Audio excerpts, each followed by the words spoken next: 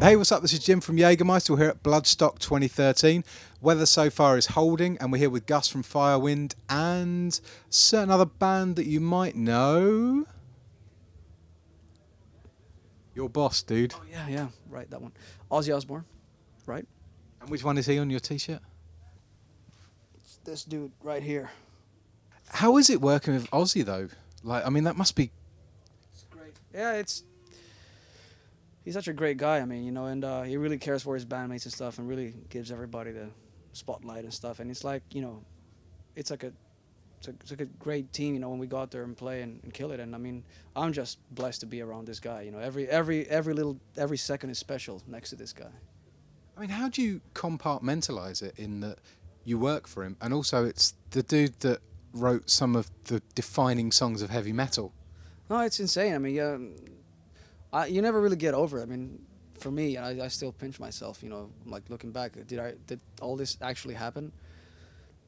What can I say? It's mind blowing. How was it for you, like growing up? Because I'm guessing there probably wasn't much heavy metal widely available then. Well, I mean, let's just all agree that Greece is not the mecca of heavy metal, right? I have been there, yeah. Right. But not that we don't like rock and roll and heavy metal in Greece. There's fans are some of the most passionate in the world.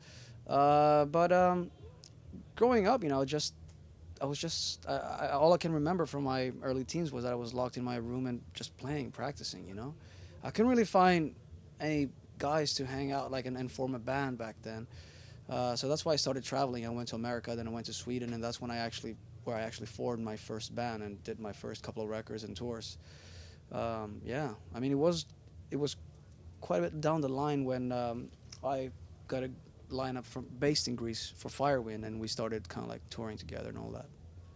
It's kind of strange though, because a lot of heavy metal fans, you speak to them and it's just like, oh, when I was growing up, I felt like nobody else, was into this kind of music. And it must have been pretty literal for you in Greece. Yeah, I mean, there was probably like in my high school, like going back to that, it was probably like a couple of metalheads. I mean, and they were probably all in my class, so I was lucky in that. So there were like 2 or 3 metalheads in my class, but the rest of school, no. I mean, But I didn't really care for school back then, so for me, it was just a thing that I just had to get up in the morning and go to and do that, and then back home at 1 or 2 p.m. and then practice again.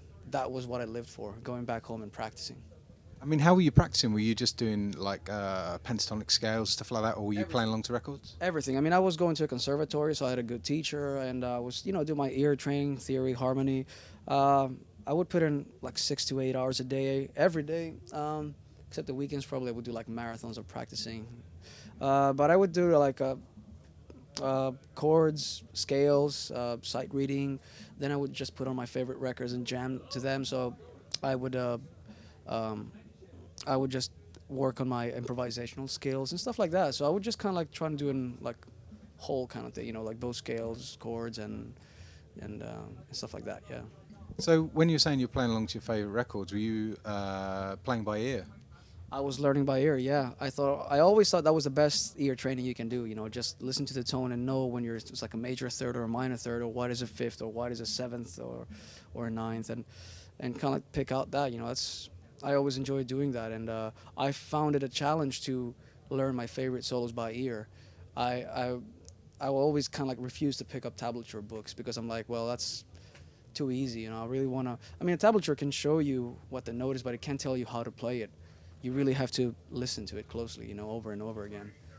Yeah. Well, and also if you're playing along to tab, it's like being a robot. There's no feeling to it. Well, you can learn. Sometimes it helps and stuff, but you definitely have to listen to the record closely and wear it out, basically. And one other thing that really helped me, my style was, in my playing, was I was recording myself. Like I had a little 4-track, and I would record whatever to a backing track that I would get from some magazine and stuff, and just record solos, whatever. Because then you think you learn a new lick, and you think it's so cool, and you can do this and that, and then you play it back, and it sounds like shit.